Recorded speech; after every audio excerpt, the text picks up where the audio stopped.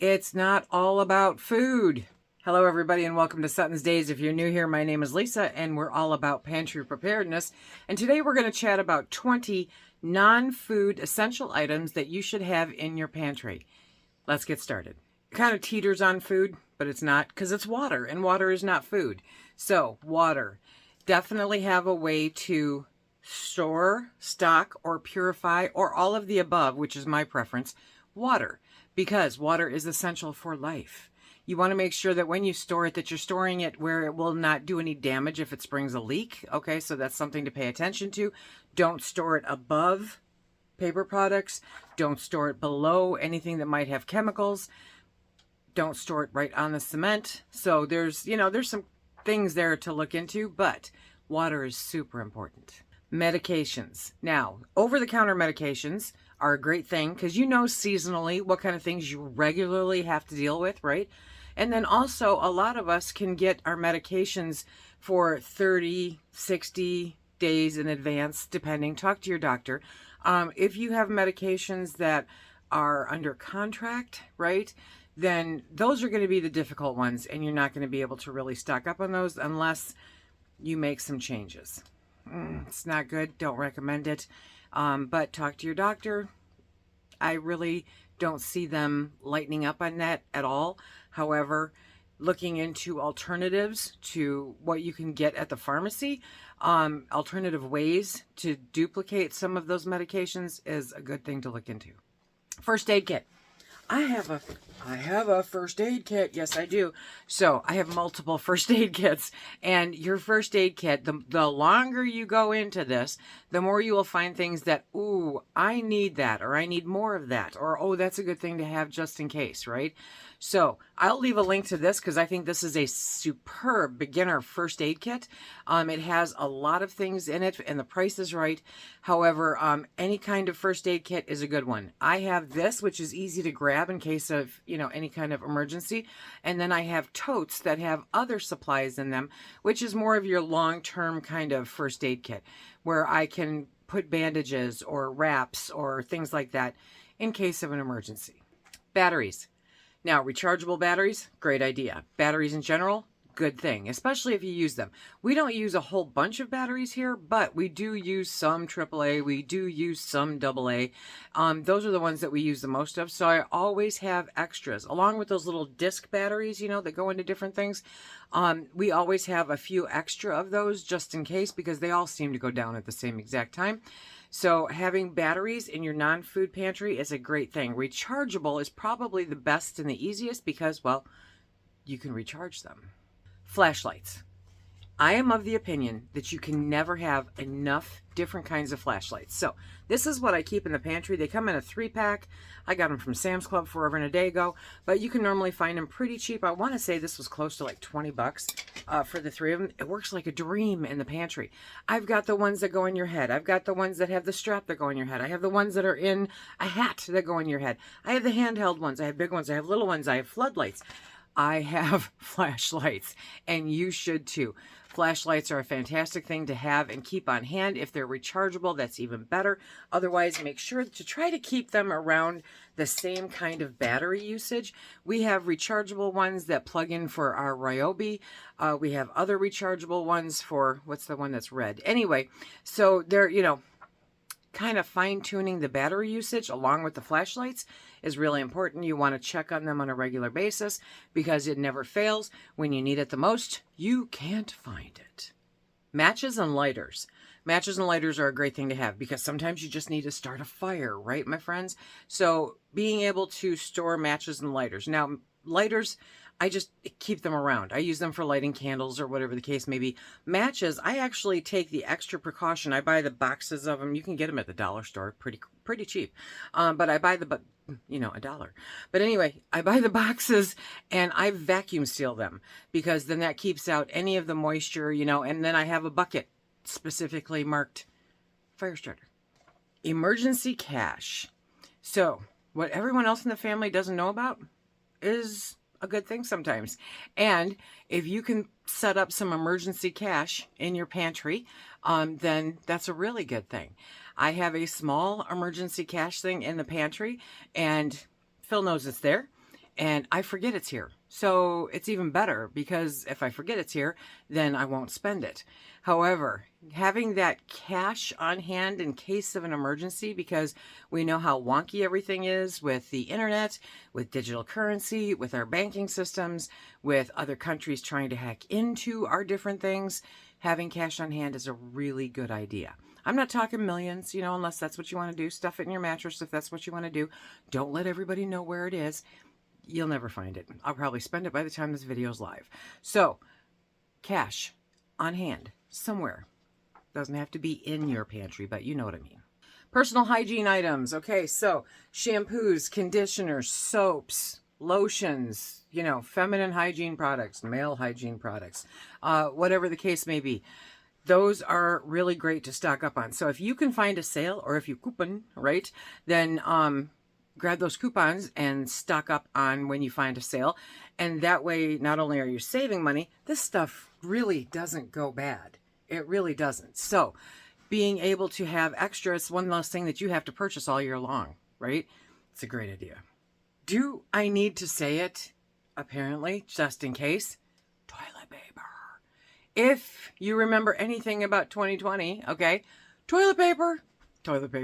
Now, I also have a bidet on both toilets. We also have toilet paper. We also have Kleenex. I highly recommend. Women don't use tissue if it has Vicks in it in case of an emergency. Anyway, but toilet paper. It doesn't hurt to have extra. It really doesn't. Because then, should anything happen again, like 2020, you're not one of the people in the stores going, I need toilet paper. Okay, no. Nobody's got time for that. No bread, no milk, no toilet paper. Stay home. Put your feet up. Watch everybody else on the news. Another thing to think about, if it's something that you use, is paper towels. We do use paper towels. I am seriously trying to migrate over to using, handmade paper towels where I can wash them and whatnot, but it's going to take me a little while. But for right now, paper towels, they really are a lifesaver for me. I use them a lot, and it gives me fire starter. So when I'm washing the windows, I just save up all the paper towels and I use that to start the fire. It works out one way or the other, but paper towels, if you use them, are a great thing to stock up on. If you have like a Sam's Club membership, which is what this is all about, then you can buy it by the case. You just have to have someplace to store it. Store it someplace where you don't have to worry about critters getting into it. You notice mine is up high, right? Yes, they can get there, but they're going to work a lot harder to get there than they would the bottom shelf. So if they're in here, which they are not, thank you, Shadow, he does his job. If they get in here, first they've got to get through the trash bags and the laundry soap, then eventually they'll work their way up to the paper products. But we'll just not invite them in. I mentioned trash bags, yes. So I had a clerical error, and I now have 6 years worth of kitchen trash bags, but they come in handy. So I just stock them up. They're on the shelf. I never run out of them. I pull out one roll at a time.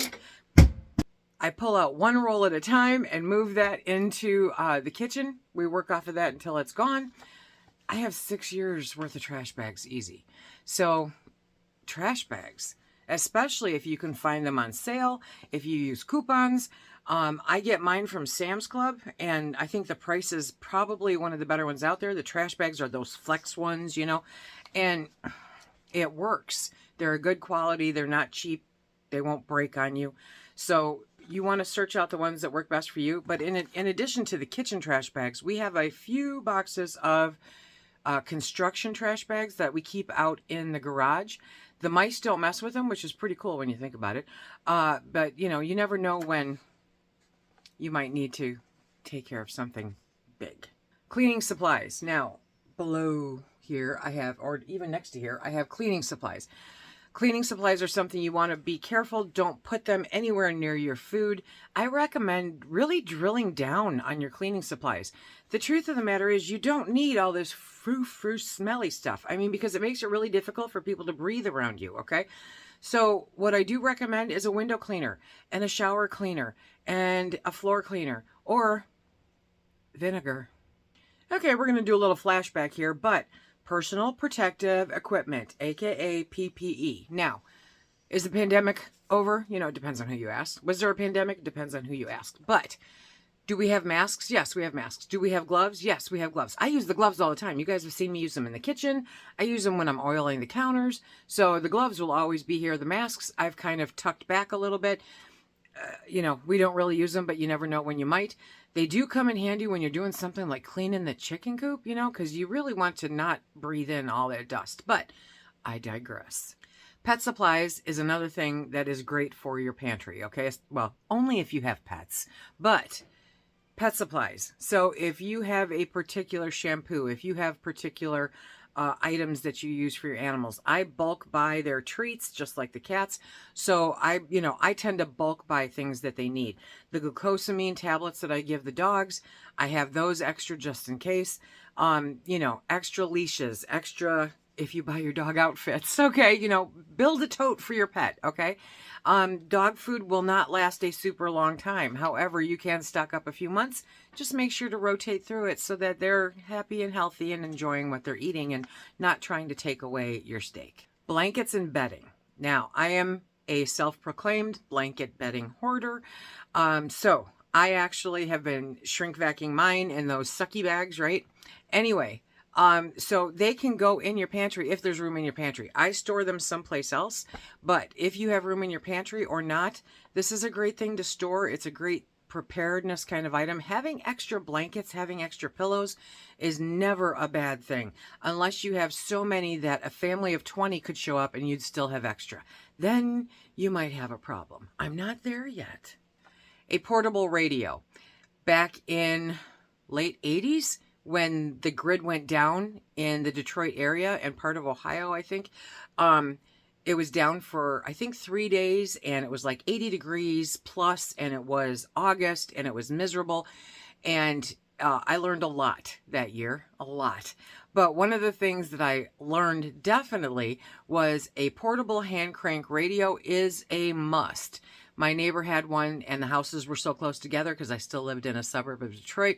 The houses were so close together that I would sit on my porch and listen to him crank his radio so that I could hear what was going on. Those hand crank radios are amazing. They also now have the combination hand crank and solar. So either way, it's great, but a good portable radio in case of an emergency, and if you can get NOAA on it, it's fantastic. Along with those lighters and matches, right? Candles and lanterns, yes. So we have oil lamps, we have candles, we have LED candles, no flames there. Different ways to provide light. And sometimes if you need a little bit of heat, be careful. Be careful. Fire is no joke, okay? But candles and lanterns are a great thing to have backed up. Don't put them near your food. I wouldn't put them near your toilet paper either. I might put them someplace else. Hand sanitizer. I think we have all become super accustomed to hand sanitizer anymore. I find myself using surprisingly less, but it's good to have around in case. I know we keep some in the truck because sometimes you're out doing something and your hand gets all sticky and you're like, okay, and there's no restroom available. So don't ask. Anyway, you're picking up fruit or you're doing something or you take the trash, just being able to grab some hand sanitizer real quick if you unexpectedly get zapped by something gross is a good thing. So hand sanitizer, it has a few years shelf life. So I've got some, these are my travel ones, right? And so I will make sure that 1 or 2 of those are in the car. I don't really carry a purse anymore, but if I did, I would put them in my purse. So put them in your desk. They're handy to have because germs. Another really important thing is a fire extinguisher. And if you haven't thought about it, then now is the time to think about it, okay? Having a fire extinguisher in your pantry, one in your kitchen, one in, a farther end of your home. Having multiples. We have 1, 2, 3, 4, 5 fire extinguisher points in the house. Because we heat with wood, I am super paranoid about a fire. So any place that we have an entryway, there is a fire extinguisher. In addition to that, there's also in the kitchen, there's also in the pantry. Because if fire happens, I want to be able to put it out. You want to check them. You want to pay attention to when you bought them because they do only last a few years before they have to be recharged or replaced. Different fire extinguishers, different situations. Definitely check on those. Make sure that you have enough. A great thing to keep in your pantry multiple places actually. I would recommend laminating this bad boy, okay, and placing copies of it everywhere. Emergency contact information. So if the phones go down, you're not going to be able to grab that. Now, how many people still remember all of the important phone numbers? A lot of people don't even know their family members' phone numbers because they don't have to remember them anymore with cell phones. Now, you tell somebody, call Central Dispatch. They're thinking 911. No, it's not a 911. I just want to call Central Dispatch because it's not an emergency, but it is something they should be aware of. Or the fire department, or the hospital, or the gas station, or whoever, Uncle Bob, Aunt Sue. There are different emergency phone numbers for everybody. I may need to make an emergency phone call to the septic company, I need to know their phone number. So making that list and then doing something like laminating it so that you have it available no matter what, and putting it in different places. Put one on each floor of your house, put one in your pantry, one in your kitchen, one in your bathroom cabinet, so that no matter where you are, you have that copy. I would put one in the glove box of your car. One thing to remember after you've gone through this whole list is you want to check them regularly. You want to make sure that they're all functioning. You want to make sure that they're all still good and that nothing has broken into them. Nothing has, made them unusable. So you want to always check your pantry, especially where your paper products are. Speak, Lisa. Because, stuff happens, right? If you have electronics with batteries in them, you want to check those batteries because you don't want them to corrode in the radio or in the flashlight because, well, then you've got a useless piece of equipment.